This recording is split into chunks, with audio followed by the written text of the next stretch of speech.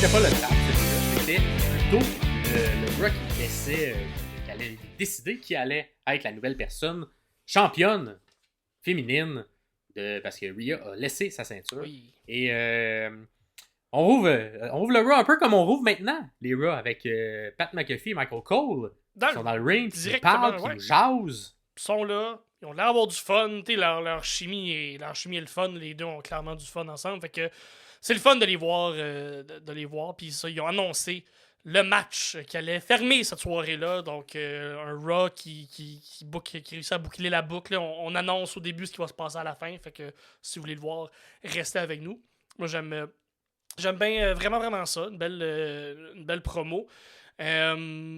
Ensuite, dans les promos, il y a eu Sheamus et Drew.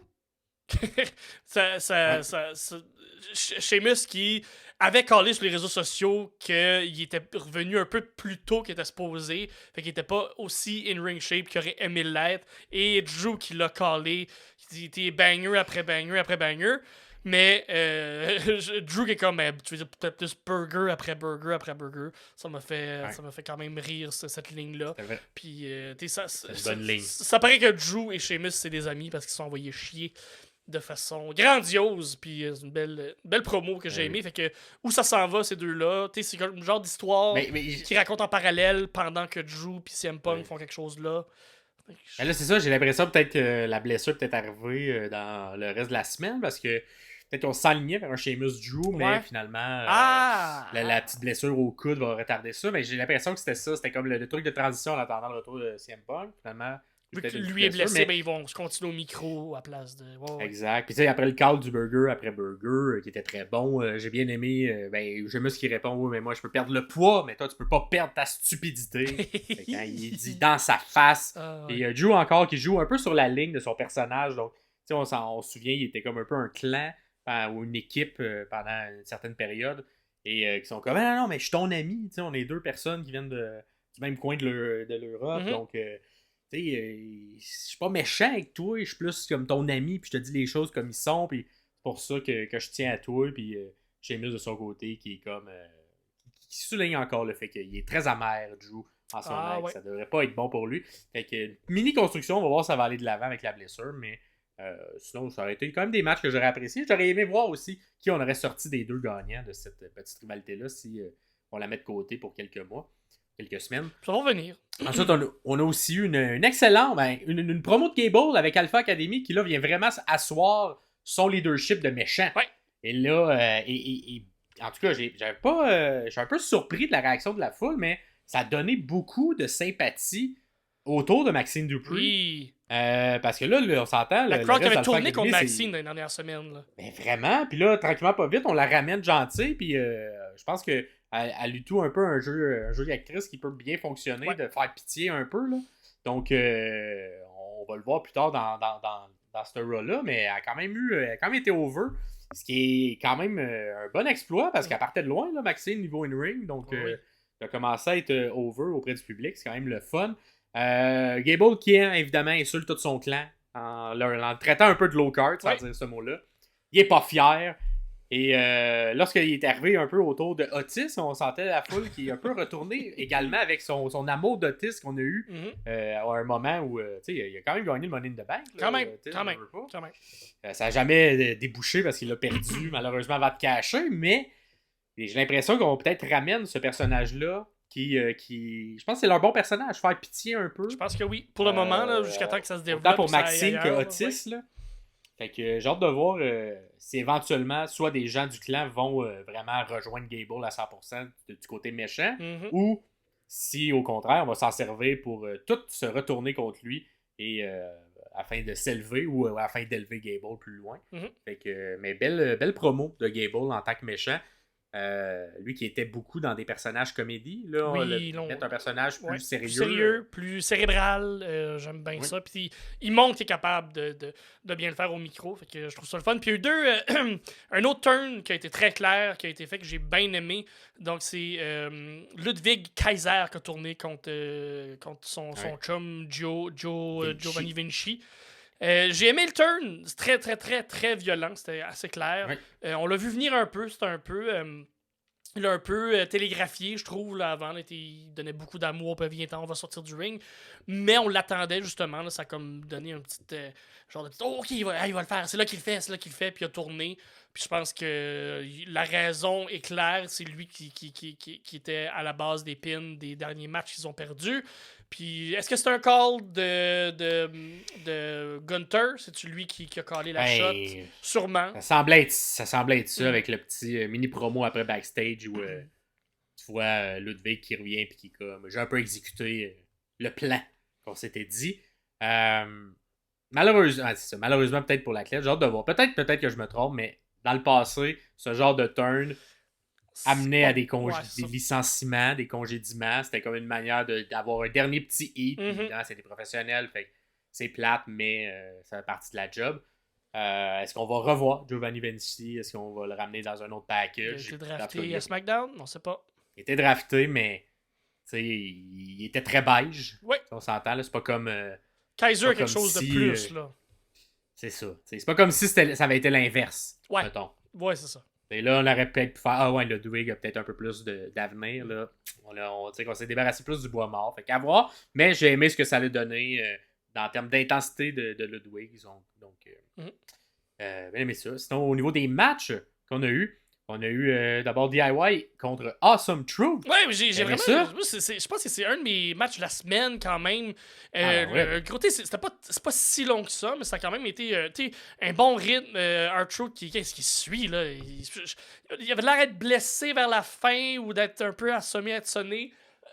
Mais de DIY qui réussit tout le temps à bien porter le match, puis le rythme était le fun, l'histoire qui a été racontée était le fun. Ciampa à la fin qui fait comme ouais, non, ça me tente plus d'être ici, puis je m'en vais, je sors pas à meilleure personne.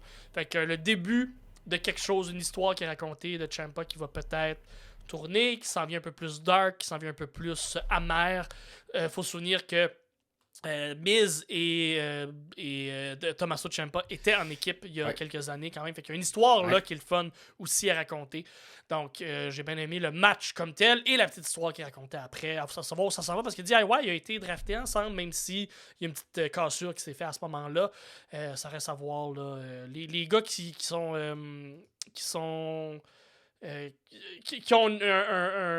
un historique de trahison un de l'autre. Que ça reste un peu à la Sami Zayn et Kevin Owens. Exactement. Ça reste à voir comment ça va être, comment ils vont capitaliser là-dessus. Ça reste à voir. Fait que c'est ça. Puis avant le main event qui était la bataille royale pour la ceinture féminine, il y a eu un petit moment, c'était très bref. Ça a duré 3-4 secondes à l'écran, mais c'était à la fin de une promo backstage de Dominique où on annonçait un peu qu'il était blessé et tout ça. Et c'était l'altercation avec, je pense que c'était le directeur général. Et là, lorsqu'il s'en vient pour s'en aller, un petit face-à-face avec Liv Morgan. Oh! Et là, on va se remettre un peu dans le contexte. Liv Morgan, qui est dans son Revenge Tour, qui a blessé Rhea Ripley, qui est faible. Rhea et Dom sont un peu un couple, là, normalement, à l'heure du Judgment Day. Fait que cette petite installation, qui était très bref, ça a juste été un regard, ensuite on est tombé à la pause. On l'a pas ramené nulle part, mais j'ai l'impression qu'on vient de semer peut-être une graine qui viendra éclore lors du retour de Rhea Ripley. Est-ce que Liv va utiliser le petit ami de Rhea pour vraiment, pitcher Dom dans les stratosphères, même s'il ne l'est pas déjà peut-être, du Heat, qui recevrait tu sais, une petite marde qui trompe Rhea pendant que Rhea est blessée, et Rhea l'a amené très babyface face à ça. Et ça construirait bien l'histoire entre Liv et Rhea au retour. Bon. Ça a comme été une graine que j'ai aimée. Pendant, puis je l'ai pas vu live, j'ai vu par après sur les réseaux sociaux, pendant la promo, je crois, de Jay Uso qui était en entrevue backstage, à l'arrière. Parce qu'à la lutte, il se passe jamais rien pour rien. Il faut toujours regarder ce qui se passe, qu'est-ce qui se passe en arrière, des promos, des gens. Ben, on voit Liv. Ça, vous avez les sommeliers. Ouais, on voit Liv qui sort d'une loge, j'imagine, puis qui marche dans le corridor. Et quelques instants après, on voit Dom qui sort de cette même loge-là, ou de ce même couloir-là. Comme, est-ce que c'est ça? Est-ce qu'il y a quelque chose qui se... C'est subtil, mais il y a quelque chose là qui se place pour quand Rhea va revenir, justement, comme tu le disais. Fait que j'aime bien ça, j'aime où ça s'en va. Mais... c'est ça, cette histoire-là, si c'est ce qu'on nous vend, j'aime bien ça. Je pense que ça permettrait aux 3 personnages belle évolution s'élever. organique, là. Exactement, puis je trouve que ça fitterait aussi dans le personnage de Dominic Mysterio. Qu'il soit un petit player, puis c'est ça, qui voit deux filles en même temps. Mais là, ça nous amène justement au match de la bataille royale pour la ceinture féminine rendue vacante. Une des premières fois, hein, ils l'ont répété beaucoup durant ce match-là, qu'on avait une bataille royale pour décider de qui allait devenir championne ou champion dans les dernières années. Je pense que la dernière fois, c'était Great Khali qui avait gagné un genre de match comme ça. Dans le temps que tout le monde s'était blessé en même temps. Là. C'était pas un bel été là, pour la WWE. Et on avait été forcé de mettre Great Khali champion. Cependant, cette fois-ci, l'intro de la bataille, j'ai bien aimé ça. Comment on a un peu amené tout le monde. Il y a comme une bataille qui est partie en coulisses. Et là, t'avais la journaliste qui savait pas trop.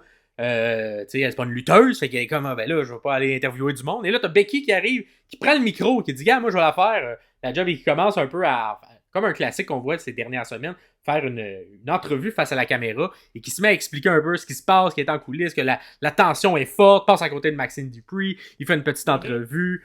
Maxine d'ailleurs, il permet d'être over. Deux éliminations pour Maxine. Oui. Deux éliminations, deux pour construire l'histoire, hein, une sur Candice LeRae entre autres.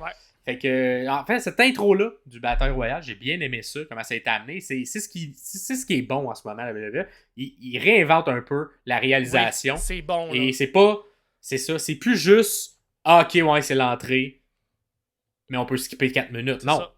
On va l'écouter, il se passe de quoi, l'histoire se développe à ce moment-là. Et vous allez voir, il y a beaucoup d'exemples de ça dans les deux, dans toutes le SmackDown et l'autre Raw. On construit le spectacle comme étant organique. Que quand il se passe de quoi sur le ring, ben il continue de se passer de quoi en backstage, en coulisses. Les personnages continuent de vivre. Puis c'est pas juste des ok, là ça c'est le 20 minutes où il y a Becky. Après ça c'est le 20 minutes. Non. Tout le monde continue de vivre un peu et regarde le spectacle et analyse son propre spectacle. Fait que j'aime la direction que ça prend au niveau de l'écriture. C'est écrit vraiment comme un soap américain où même si la caméra est sur un point précis, tout ce qui est hors cam continue à vivre, continue à évoluer, comparé à un... Puis continue à évoluer aussi quand il y a des matchs qu'on regarde dans le ring, il y a des choses qui continuent de se passer, même si on les voit pas à la caméra. Comparé à se développer dans le prochain segment. Souvent, un film qui est 1h30, 1h45, ça n'a pas le choix de... Quand on voit quelque chose, c'est ça qui se passe. Il n'y a pas rien d'autre qui... Un peu moins dernièrement, là, mettez si on recule une couple d'années là, avec tout ce qui est les plateformes de streaming. Là, bref, c'est une autre discussion. Là, c'est moi qui rentre dans d'autres affaires de geek. Là, mais on recule de quelques années, un film, ce qu'on voyait à la caméra, c'est ce qui se passait. C'est ce qu'il y avait. Fait que s'il y a quelque chose qu'on voyait pas à la caméra, ça voulait pas dire... Dans un film, dans un univers, si on voit pas le corps de quelqu'un qui meurt, ça veut dire qu'il est pas mort. Donc c'est un peu la même chose qui est racontée là, mais à l'inverse en fait, c'est que tout se passe tout le temps, comme dans la vie. Quand moi je suis chez nous, puis je suis pas en avant de la caméra, Maxime continue à vivre. Là. Il est pas... Maxime, il fait ses affaires. Là. Il vient pas juste vivant pendant qu'on paye play. Puis là qu'on enregistre. On a toutes nos vies en parallèle. Fait que oui, j'aime... Oui, c'est le fun. J'aime beaucoup ça. Puis ça rappelle un peu à... Je pense que c'est Pierre-Luc Racine qui le disait quand il est venu sur le podcast, que ça fait beaucoup penser... La attitude d'Era était comme ça. Tout se passait tout le temps. Fait que c'est un beau clin d'œil. Ouais, puis c'était... Exact. Puis les histoires s'entrechoquent entre mid-card, low-card, tout ça. Fait que c'est ça qu'on voit un peu. Avec Liv, avec Dom, tu sais. On mixe les trucs, puis ça fait un meilleur produit au final. Là, on se rend dans le match en tant que tel. Dans le match, Nia Jax, un beau spot que j'ai aimé, Nia Jax qui a choke slam Piper Niven sur la table à l'extérieur. Pendant la table ne casse pas. Fait que là, elle est comme parfait, je vais la reprendre. Elle la reprend sur ses bras, elle se pitch sa table. Et t'avais Becky pendant tout ce temps-là qui est juste morte sur la table et qui reçoit 2 fois Piper Niven. Fait une en Samoan Drop, l'autre en choke slam. Gros spot que j'ai bien aimé aussi, qui nous amenait à une pause aussi. C'était... La table a survécu à ces deux clubs. La table n'a pas été draftée, mais elle est vendue forte. Elle est vendue forte, oui. Et puis là, c'est ça, pendant ce segment-là, pendant que ça se passait, avec comme tous les arbitres, tu sais, parce que dans un bataille royale, tu regardes qui touche à taille ses pieds pour les éliminer. Fait que là, tous les arbitres, on regardait ce qui se passait. ce qui se passait. Et là, pendant qu'ils regardaient ce qui se passait avec Nia Jax, Piper Niven puis Becky Lynch, ben, ils n'ont pas remarqué que sur le ring, Chelsea Green s'est fait éliminer.